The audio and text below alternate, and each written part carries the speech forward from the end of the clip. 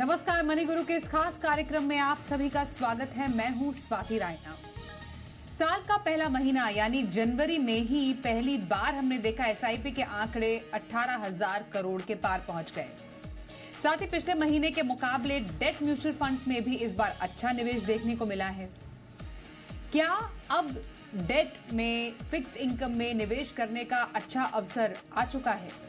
ये तमाम ऐसी बातें हैं जिस पर आज करने वाले हैं हम खास चर्चा। स्ट्रैटेजी समझेंगे, मुनाफे की स्ट्रैटेजी क्या हो सकती है। हमारे साथ इस चर्चा में दो एक्सपर्ट शामिल हो चुके हैं, उनका परिचय करा देते हैं। Harshal Joshi, senior vice president fixed income, Bandhan AMC, और Shweta Rajani, head mutual fund, Anand Rathi wealth. Harshal और श्वेता, आप दोनों का बहुत स्वागत हम करते हैं मनी गुरु के आज के इस खास कार्यक्रम में। साल की शुरुआत में ही कुछ बड़े मेजर इवेंट्स हमने देखे हैं जिनका जो इम्पैक्ट है डेफिनेटली बाजार के साथ साथ आप सबके इन्वेस्टमेंट्स पर, जो दर्शक निवेशक हमें देख रहे हैं उन पर भी पड़ेगा। शुरुआत बजट से हुई, उसके बाद हमने देखा एम्फी ने अपने नंबर्स पेश किए, आरबीआई पॉलिसी आई, उसके बाद हम कुछ बड़े इवेंट्स देखेंगे, चुनाव, और मोस्ट लाइकली कहा जा रहा है कि शायद उसके बाद कोई रेट कट हमें देखने को मिले आरबीआई की तरफ से, एंड मोस्ट इम्पॉर्टेंटली एक और बजट की तरफ हम जाते हुए भी नजर आएंगे अराउंड जून जुलाई के टाइम पर जो अभी एक हाईलाइट हमें देखने को मिली है साल के पहले ही महीने में। श्वेता, आपसे समझेंगे पहले कि लाइफ हाई पर एसआईपी के आंकड़े हमें देखने को मिले हैं, और ऐसा पिछले बार भी जब हम अपने एक्सपर्ट से चर्चा कर रहे थे, जब लास्ट टाइम एम्फी ने अपने डेटा पेश किए थे, क्लियर कट ये समझ में आ रहा था कि ये जो नंबर है यहीं पर रुकने वाले हैं नहीं। और इस बार तो इतना बड़ा जंप, अराउंड 7% का जंप हमने देखा है दिसंबर 2023 के मुकाबले 18,838 crore to be very precise numbers में। एसआईपी को आगे बढ़ाता हुआ जो ट्रेंड है किन फैक्टर्स पर निर्भर कर रहा है अभी? जी स्वाति जी, जैसे आपने कहा 18,800 का एसआईपी का नंबर हम देख चुके हैं और ये यहाँ रुकने वाला नहीं है। अगर हम बस एक साल पहले की बात करें तो ये नंबर करीबन 13,500 हर महीने की एसआईपी जाती थी। तो हमने करीबन एक साल में ही 40% की एक बढ़त देखी है एसआईपी में। अब यहाँ पे दो तीन बातें हैं जो मैं आपको ध्यान में लाना चाहूंगी। सबसे पहले तो एक आरबीआई की डेटा आती है, हाउस होल्ड सेविंग्स डेटा जिसे हम कहते हैं। वहां देखा गया है, अगर 2012 की हम डेटा देख लेना, तो हर साल जो एक आम आदमी अपना जितना भी सेविंग्स है उसे निवेश करता है, उसका करीबन 1% इक्विटी फंड्स में जाता था। ये नंबर आज बढ़ के 7% हुआ है। जो अगर हम दूसरे देशों के मुकाबले देखें तो वैसे तो काफी कम है, बट ये आंकड़े हमें ये बताते हैं कि ये 18,800 पे नहीं रुकेगा। ये एक चेंज है, एक ट्रेंड चेंज है, जहां एक आम निवेशक डेट से थोड़ा शिफ्ट होकर इक्विटी की ओर बढ़ रहा है। दूसरी बात, अगर हम एसआईपी की डेटा को देखें जो हर महीने आती है, फोलियो की डेटा, आज के दिन करीबन आपके पास 7,90,00,000 फोलियोज हैं एसआईपी के, और ये हर महीने करीबन यहाँ 30 से 35 लाख नए फोलियो जुड़ रहे हैं। और काफी हद तक ये पोर्टफोलियो जो जुड़ रहे हैं, जो B30 हम कहते हैं, जो बियॉन्ड द टॉप 30 सिटीज, यहाँ से एक ज्यादा एसआईपी की अमाउंट आ रही है अब। तो आज के दिन पे ये जो फोलियो ब्रेकअप है, करीबन आधा B30 से आ रहा है, जो पहले नहीं था। सो एक होलिस्टिक अप्रोच लिया जा रहा है, और इन दो कारणों की वजह से मेजरली हम देखेंगे कि ये एसआईपी की अमाउंट हर महीने यहाँ से बढ़ती जाएगी। तीसरा, जो एक निवेशक का एक्सपीरियंस रहा है इक्विटी में, अब हम सब देख रहे हैं कि अगर आपको डबल डिजिट रिटर्न चाहिए तो इक्विटी में वो पोटेंशियल है आपको डबल डिजिट रिटर्न देने का, और डेट में अगर आप लंबे समय तक रहेंगे तो आपको 6.5-7% की रिटर्न बनेगी। तो ये एक हम कहेंगे कि इन्वेस्टर आज ज्यादा समझदार हो रहा है, और एक एसेट एलोकेशन चेंज उनके पोर्टफोलियो में दिखता हुआ नजर आ रहा है, जिसके कारण ये एसआईपी का अमाउंट यहाँ से हम हर महीने बढ़ते हुए देख सकते हैं। बिल्कुल। तो आगे भी हमें जैसा बता रही है श्वेता, ये पूरी उम्मीद है कि ये जो नंबर्स हैं आगे और भी ज्यादा बढ़ेंगे। पर यहाँ पर क्योंकि हमारे साथ हर्षल भी हैं जो कि एक फिक्स्ड इनकम स्पेशलिस्ट हैं, वो एक अलग एस्पेक्ट पे शायद हमें हाईलाइट करके बताएं। एसआईपी के आंकड़े बताते हैं एक तरफ हर्षल कि लोगों का इक्विटी पर भरोसा बढ़ा है, पर एट द सेम टाइम जो हमने डेट म्यूचुअल फंड्स में इस बार निवेश का ट्रेंड देखा है, दिसंबर 2023 के मुकाबले इस बार पॉजिटिव इनफ्लो हमने डेट फंड्स में जाते हुए देखा है, लगभग 76,000 करोड़ का। कुछ इतना ही, लगभग इतना ही हमने आउटफ्लो देखा था दिसंबर 2023 में डेट फंड से जाते हुए। तो क्या अब मौके बन रहे हैं निवेशकों के लिए? क्या एक माहौल बन रहा है, सर्कमस्टांसेस बन रहे हैं निवेशकों के लिए डेट म्यूचुअल फंड में निवेश करने के, Harshal? Debt mutual fund actually is predominantly, अगर आप नोटिस कीजिए, इसमें इंस्टीट्यूशनल मनी काफी होती है। Every quarter if you observe, जो last month of every quarter है उसमें आप बड़ा रिडेम्पशन देखेंगे। First month of every quarter, जैसे आपके एग्जांपल में दिसंबर और जनवरी, सो दिसंबर जो last month of the quarter है आप उसमें रिडेम्पशंस ऑब्जर्व करेंगे, और जो जनवरी है उसमें आप नोटिस करेंगे कि वो जो रिडेम्पशंस आए हैं वो पैसे वापस आ जाते हैं, क्योंकि प्रिडोमिनेंटली ये जो कैटेगरी है, fixed income category, is dominated by the institutional clients. Whereas अगर आप बात करिए डेट में इन्वेस्ट करने की, मैं सहमत हूँ from the concept of asset allocation. Specially अगर आपको एक पर्टिकुलर एसेट क्लास ने पिछले 6 महीना 1 साल में अगर एक फिनोमिनल काइंड ऑफ रिटर्न दिया है, तो ये काफी अच्छा अपॉर्चुनिटी है from investor perspective to diversify उनके पोर्टफोलियो बेस्ड ऑन क्या टाइप ऑफ रिस्क उनको खुद को डिफाइन करते हैं उसमें, based on that some portion अपने पोर्टफोलियोज में they can keep adding on the fixed income. इसका एक और रीजन मैं आपको बताता हूँ। सो पिछले 18 महीने से पिछले 2 साल में आरबीआई ने रेट इंक्रीज किए थे कोविड में, जो उन्होंने रेट कट किए थे उनके बाद। आज 1 साल से आरबीआई का पॉलिसी काफी स्टेबल रहा है, पर जो इंटरेस्ट रेट्स है, जो मैं बात कर रहा हूँ यील्ड्स की, यील्ड्स में काफी रीएडजस्टमेंट्स हुए हैं। अगर आप एक बेसिक बैंक एफडी भी नोटिस कीजिए, 200 से 250 basis point bank FDs have readjusted in the period of 6 months to 12 months. Even अगर हम म्यूचुअल फंड में फिक्स्ड इनकम की बात कर रहे हैं, जो कॉर्पोरेट बॉन्ड्स वगैरह सेगमेंट है, वो भी काफी हद तक एडजस्ट हुए हैं पिछले 6 महीना और पिछले 6 से 12 महीने में इन पर्टिकुलर। सो फिक्स्ड इनकम में इन्वेस्ट करने का सही समय क्यों है? नंबर 1 पॉइंट, क्योंकि काफी हद तक यील्ड्स जो है वो एडजस्ट हुए हैं। सो स्टार्टिंग पॉइंट अगर आप कंपेयर करें पिछले साल से, तो काफी हद तक वो ज्यादा इंटरेस्टिंग है, ज्यादा अट्रैक्टिव है at this point in time. Also हम एक ऐसे दौर से गुजर रहे हैं जहां पर अगले साल हम ऑब्जर्व करेंगे कि not only India but globally also, जैसे फेड है, ईसीबी है, ये इनके भी रेट कट शुरू होने वाले हैं। सो ये कहीं एक सही मौका है फिक्स्ड इनकम, अगर आप एज एन इन्वेस्टर काफी ट्रेडिशनल इन्वेस्टर हो और if you believe that equity is doing well और इक्विटी में कंटिन्यू करना है, बट फिक्स्ड इनकम ने काफी कुछ एडजस्ट किया है इन पिछले 6 महीने 12 महीने में। सो एक अच्छी अपॉर्चुनिटी डेफिनेटली है फिक्स्ड इनकम में। बिल्कुल, मैं आपसे समझूंगी भी अभी थोड़ी देर में हर्षल की कहां पर एग्जैक्टली हमें फिक्स्ड इनकम में एक निवेशक को पोर्टफोलियो अपना सेट करना चाहिए। थोड़ा इक्विटी पे मैं वापस आऊं। अभी श्वेता, हमने देखा कंटिन्यूअसली लगभग 35 महीनों से निवेश का पॉजिटिव ट्रेंड हमने इक्विटी में देखा है। जनवरी के जो नंबर्स एम्फी के वो कहते हैं अराउंड लगभग 22,000 तक हम कह सकते हैं, 22,000 करोड़ तक का निवेश इक्विटी म्यूचुअल फंड्स में आया है। इसको अगर हम बाइफरकेट करके देखें, स्मॉल कैप में पिछले महीने के मुकाबले थोड़ा कम निवेश हुआ, क्योंकि स्मॉल कैप एक तरीके से पिछले कुछ महीनों में पायनियर रहा अमंग इक्विटी म्यूचुअल फंड्स निवेश के लिहाज से।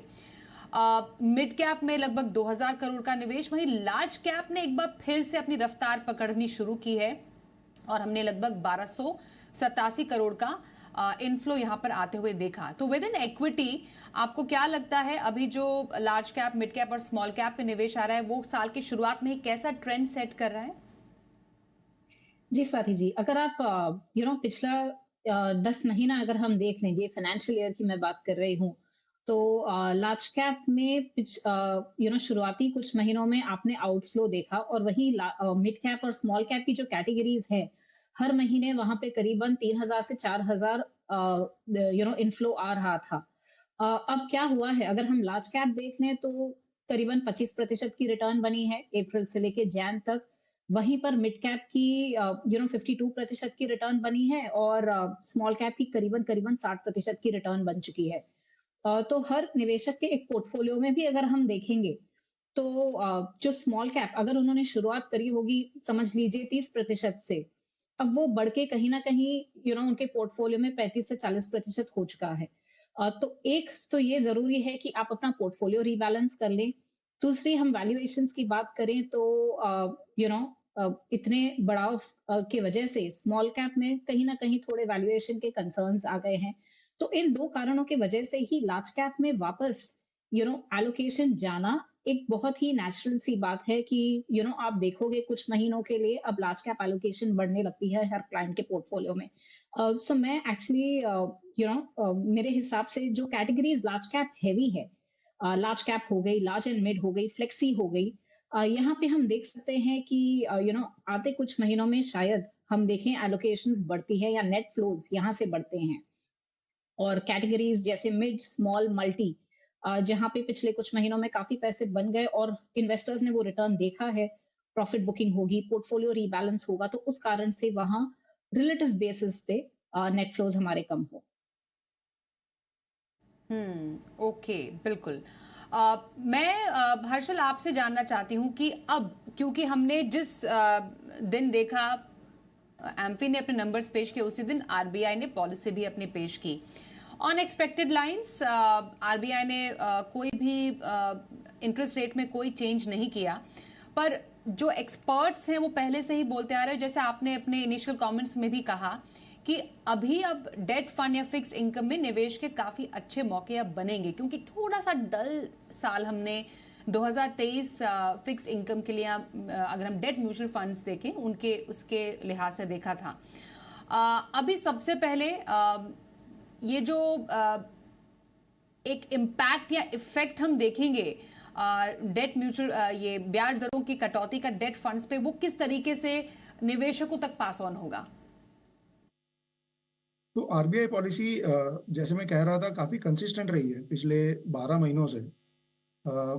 तो आरबीआई इंक्रीमेंटली रेट कट करेगा, ये सबसे बड़ा सवाल है। फ्रॉम रेट पर्सपेक्टिव आरबीआई के जो दो मेजर क्राइटेरिया है, एक है ग्रोथ और एक है इन्फ्लेशन।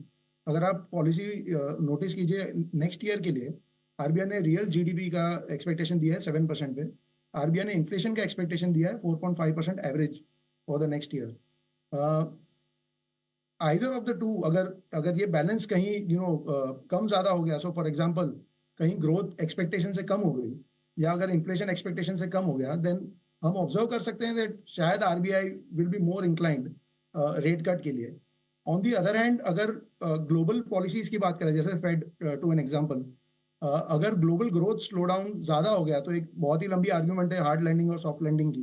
तो कहीं सॉफ्ट लैंडिंग से निकलकर टुवर्ड्स हार्ड लैंडिंग अगर ग्लोबल ग्रोथ और ग्लोबल पॉलिसीज जाती हैं, तो हम ऑब्जर्व करेंगे आरबीआई माइट बी मोर कीन रेट कट के लिए। दो बहुत इंपॉर्टेंट चीज हुई है पिछले 6 महीनों में फिक्स्ड इनकम पर्सपेक्टिव से, जो आपने काफी अच्छा पॉइंट मेक किया कि फिक्स्ड इनकम काफी डल रहा है पिछले स्पेशली 12 to 18 मंथ्स में, क्योंकि हम एक दौर से गुजर रहे थे जहां पर एक रीएडजस्टमेंट ऑफ इंटरेस्ट रेट्स होना बाकी था।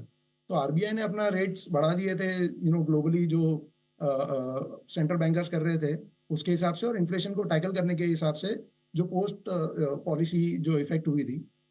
लेकिन इन लास्ट 6 महीनों में दो इंपॉर्टेंट चीज हुई है। एक हुआ है बॉन्ड इंडेक्स इंक्लूजन, और दूसरा जो अभी बजट हुआ है जिसमें फिस्कल कंसोलिडेशन ने एक्चुअली सेंटर स्टेज ले लिया है। तो ये दोनों चीजें अगर आप ऑब्जर्व कीजिए, ये डिमांड और सप्लाई को इफेक्ट करता है बॉन्ड्स के, and in favour of demand.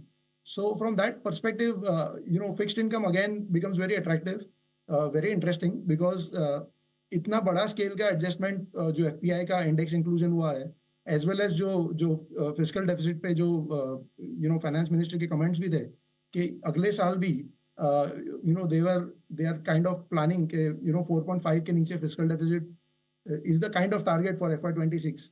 सो अगर ये कंटिन्यू रहता है in that format, then next 1-2 years के लिए फिक्स्ड इनकम काफी अट्रैक्टिव साउंड करता है। इसमें आरबीआई की एक्चुअली रेट कट की भी जरूरत नहीं है, क्योंकि जो डिमांड सप्लाई इटसेल्फ है दैट इज सफिशिएंट आपके एग्जिस्टिंग इन्वेस्टमेंट्स को to give some push if everything else remaining constant. आज हम बात कर रहे हैं क्या रहे इक्विटी और फिक्स्ड इनकम या डेट में आपकी निवेश की स्ट्रैटेजी। हमारे साथ बंधन एएमसी में senior vice president fixed income Harshal Joshi हैं। साथ ही हमारे साथ आनंद राठी वेल्थ में म्यूचुअल फंड की हेड श्वेता रजानी है। श्वेता, अब इस सेगमेंट में दोनों एक्सपर्ट से समझेंगे इक्विटी और फिक्स्ड इनकम दोनों में ही अलग अलग अब इन्वेस्टमेंट स्ट्रैटेजी क्या रहे। श्वेता, आपसे इक्विटी में मैं समझना चाहती हूँ अभी for the rest of the year, क्योंकि अब साल के शुरुआत में ही है, कई इंपॉर्टेंट इवेंट्स इस साल हम विटनेस करेंगे। इक्विटी में खास तौर पर कहाँ पर निवेशकों को स्ट्रैटेजी अभी सेट करनी चाहिए?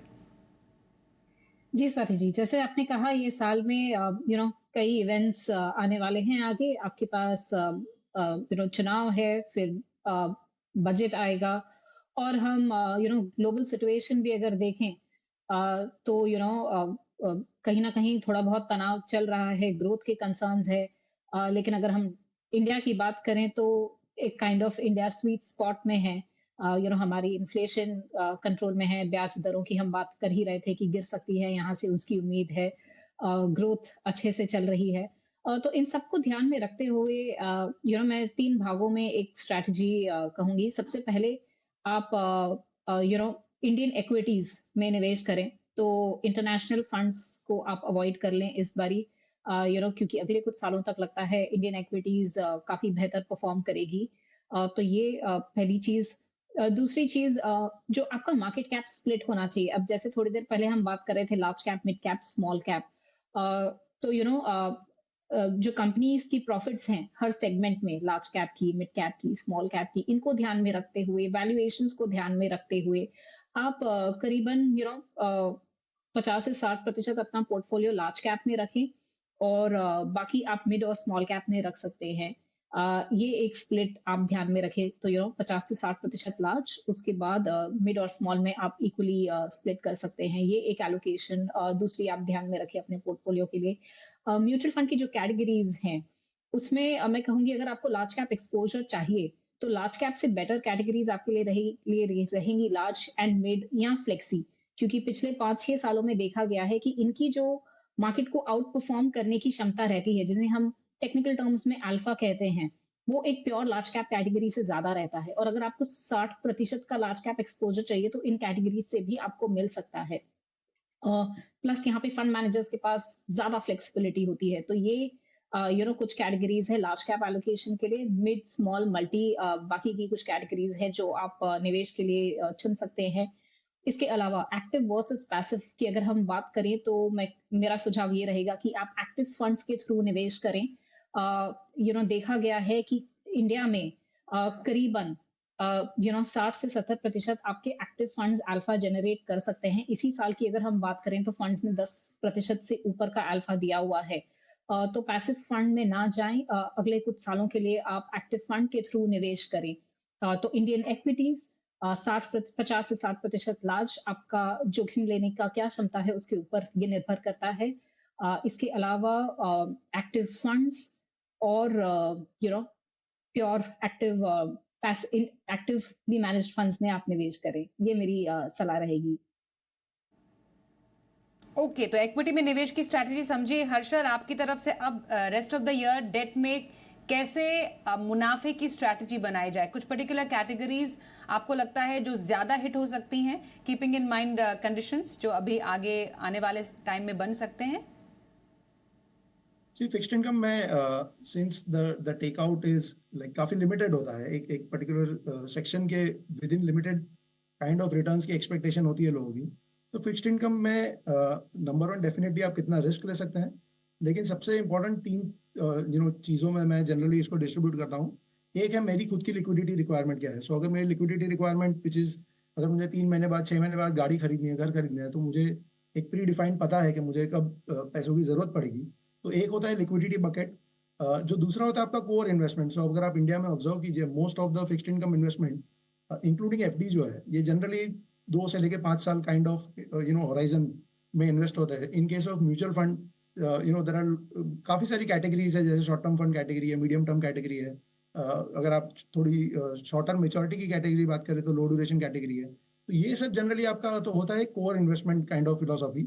where a chunk of your fixed income investment ये पर्टिकुलर सेगमेंट में पड़ा रहता है, और एक जो थर्ड सेक्शन है जहां पर आप थोड़ा रिस्क ऐड करना चाहेंगे, तो फिक्स्ड इनकम में दो टाइप के रिस्क होते हैं, इंटरेस्ट रेट रिस्क होता है और क्रेडिट रिस्क होता है, डिपेंडिंग ऑन आपका जो balance, as I were discussing asset allocation के हिसाब से आपका इक्विटी जो सेक्शन है उसमें आपने ऑलरेडी कितना रिस्क लिया हुआ है, फिक्स्ड इनकम में आपको कितना रिस्क लेना है। तो जो थर्ड कैटेगरी जिसको हम बंधन में हम सैटेलाइट कहते हैं इसे, तो इसमें डिपेंडिंग ऑन आपको क्रेडिट रिस्क ज्यादा पसंद है, अगर आपको interest rate risk given that rate environment globally as well as India में जो है टर्न होने वाला है, तो इन कैटेगरीज में जो आपके इन्वेस्टमेंट होते हैं जैसे dynamic bond fund, guild funds, income funds, तो ये तीन कैटेगरी में अगर आप डिफाइन कीजिए, आपके इन्वेस्टमेंट होराइजन को अगर आप क्लियरली डिफाइन करके एक section what ever percentage based on आपका जो रिस्क प्रोफाइल है, ये तीन कैटेगरी में अगर आप डिस्ट्रीब्यूट करिए तो ये एक kind of investment strategy wise अच्छा रहेगा। बिल्कुल, तो फिक्स इनकम और इक्विटी में निवेश के मौके कैसे आप ढूंढ सकते हैं, इस पर चर्चा की हमने आज। हर्षल और श्वेता, आप दोनों का बहुत धन्यवाद हम करेंगे आज के हमारे इस चर्चा में शामिल होने के लिए।